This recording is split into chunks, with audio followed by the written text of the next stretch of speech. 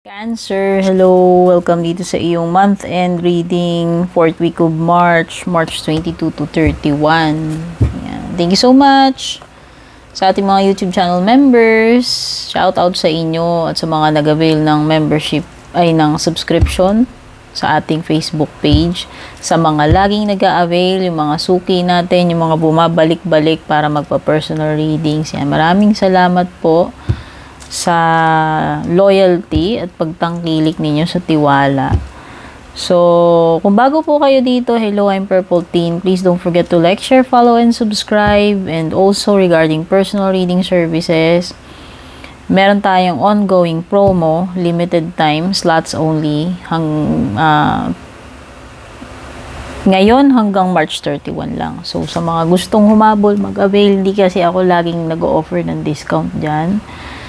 No? So, ayan. Hanapin nyo lang yung link below. Kung interesado kayo mag-book, mag-inquire. Nandyan yung link sa aking FB page. Basahin nyo na sa ibaba. Okay. Tingnan na natin. Cancer. Ano ba yung mga energies mo? Tingnan natin yung mga masisilip natin dito. Anong meron?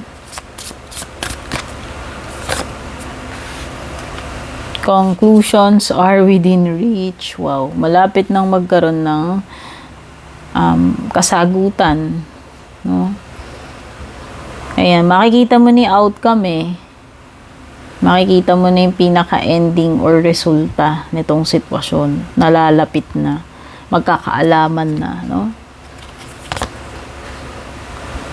Kumbaga, ano ba yun sa mga science na mga activities natin? I therefore conclude na ganito, successful yung naging mixture ng ganito. Okay, so parang hindi ko alam kung meron kang experimenting na ginawa or what, pero nakikita ko nga na malapit mo nang makuha yung sagot. Malapit na yung ending nitong sitwasyon na ito. Malapit na yung dulo. No? Abot ka na. Malapit mo nang malaman kung ano yung pinaka-verdict, ano yung pinaka-outcome ng sitwasyon. A new start is coming. Kasi nga, meron nang malapit nang magkaroon ng ano dito completion, ending, or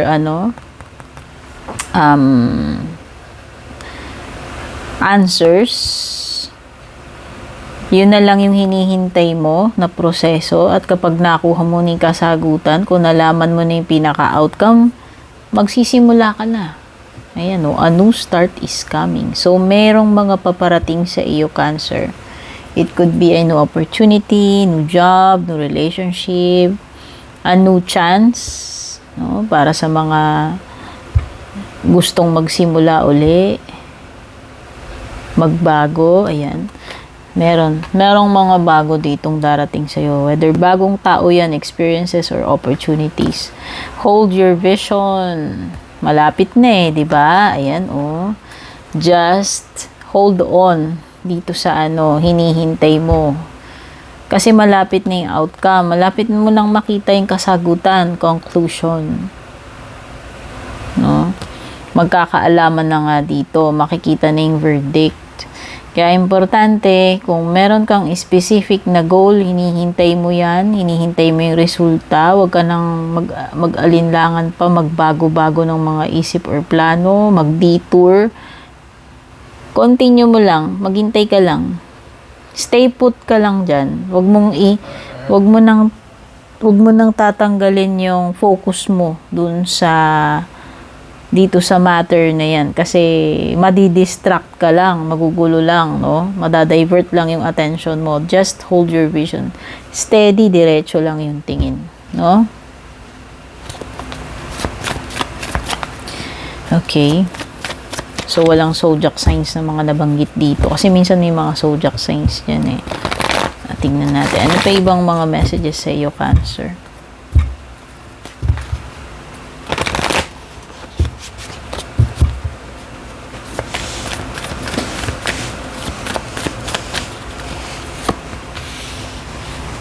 Meron kang 4 of Swords. So, ayan na nga. yung inaabang-abangan mo dito sa Four of Swords, malapit na yung conclusion, no? So, ano man yan, resulta, outcome, hinihintay mo yun yung pinaka-final na na yun na lang yung hinihintay mo para makapag-decide ka rito or magawa mo na yung dapat mong gawin. So, malapit na yan, huwag kang mag-alala. Waiting period, Any moment, darating na. Basta may nakikita ako dito. Man to pinagdadasal mo, hinihiling mo, hinihintay mo. Any moment, darating na yan. Kaya nga, huwag ka nang magbabago dito. Steady ka lang dyan. Stay put ka. Huwag ka nang gagalaw dyan sa sitwasyon, sa position na yan. Kasi nalalapit na. At ang nakikita ko dito is a departure. Someone leaving, mag-a-abroad, aalis. Mag-a-abroad man yan, aalis, kung saan man aalis. Sa bahay man, sa kumpanya, kung saan, sa relationship. Yun na lang yung hinihintay mong moment, no? Yun na lang yung hinihintay mo. Na ano ka dito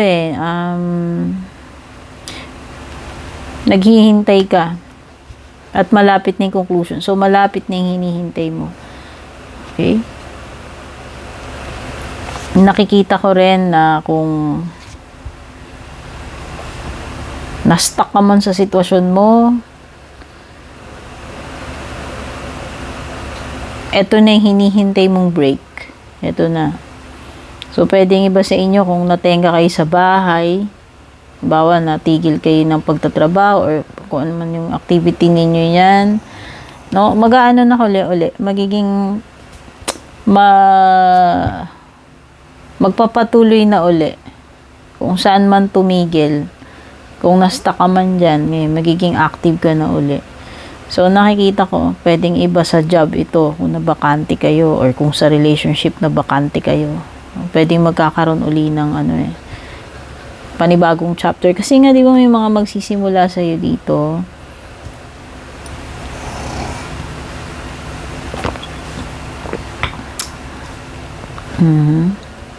May earth sign, Taurus, Virgo, Capricorn, dalawa. King and Queen. King and Queen energy. Pwedeng may mag-asawa dito, pwedeng may couple.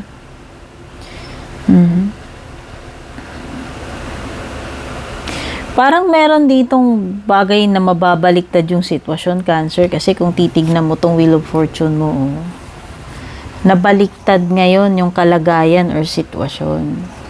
So, kung dati, nandito siya sa taas or nandito ka sa taas, ngayon parang napunta ka dito. Or kung dati kang nasa baba, napunta ka sa favorable na sitwasyon. So, pagbabago.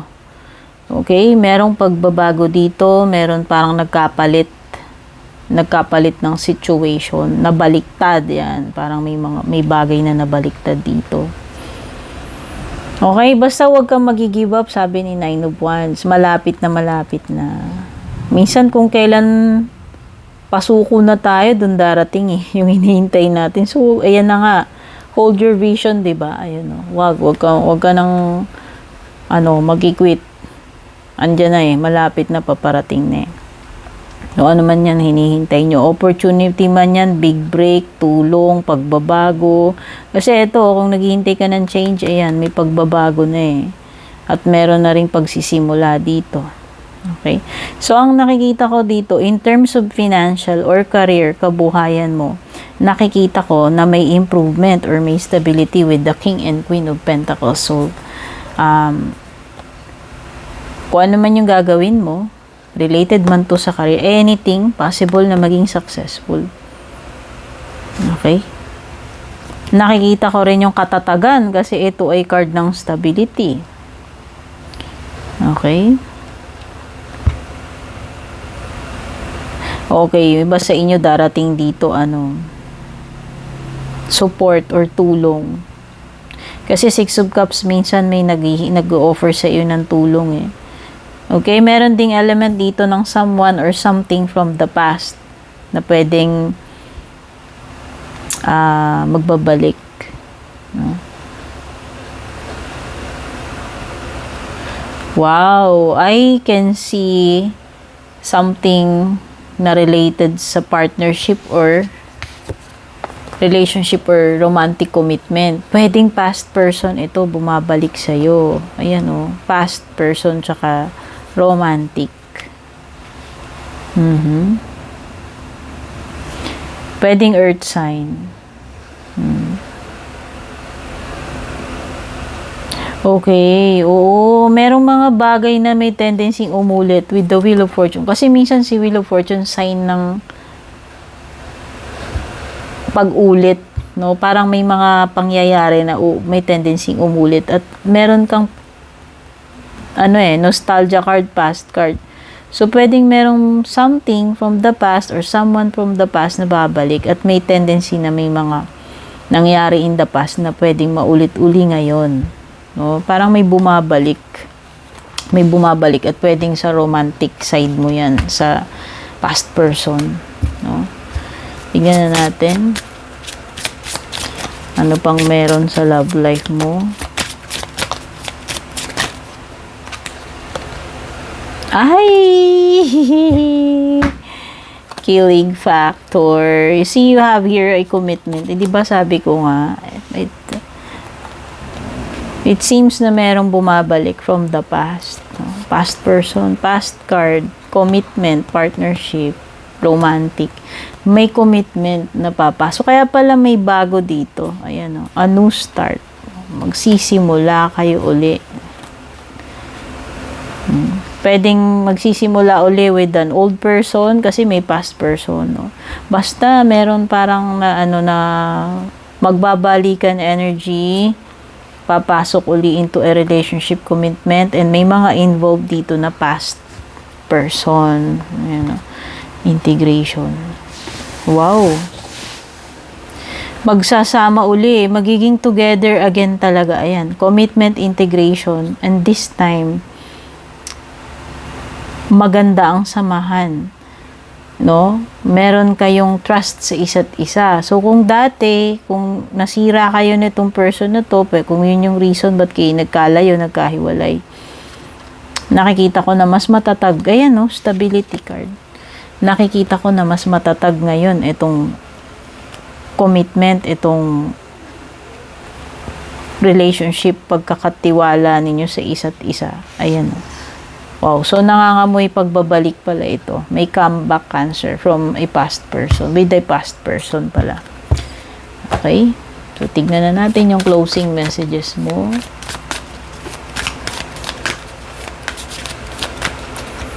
Ang saya nung love life mo. May pagbabalik. Temptation. Ako. Okay. Are you in denial about an unhealthy habit? Parang devil card ito. So, this is attachments, addictions, unhealthy habits, anything na unhealthy or alam mong bawal, masama.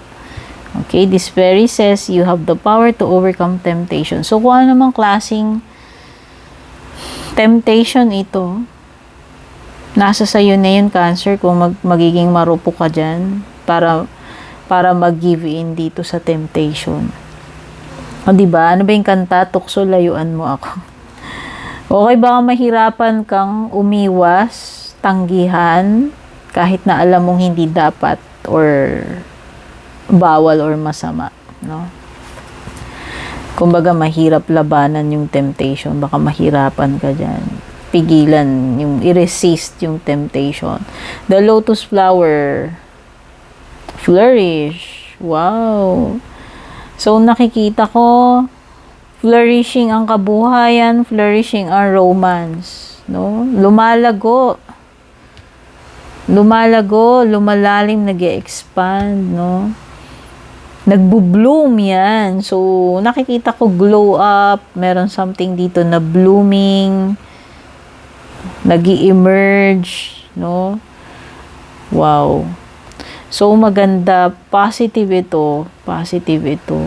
Sa kabuhayan mo man to, sa career, sa love life, nakikita ko na magbo-bloom. Wow. Journey. May mga magbo-bloom dito. Baka ikaw, blooming ka ngayon, no? Glowing up. it's time to prepare for a journey. So, pwedeng iba may actual na pagbabiyahe. Pwedeng literal. Pero kung hindi ito literal na biyahe, ibig sabihin lang journey, may bago kang experience na paparating. May bagong chapter. Ayan, may panibagong pakikipagsapalaran, bagong kakaharapin. Ayan, it may be impromptu, biglaan eh. So, this is something na hindi mo ine-expect. Itong panibagong journey. Itong panibagong papasukin mo, Cancer. Take care and God bless.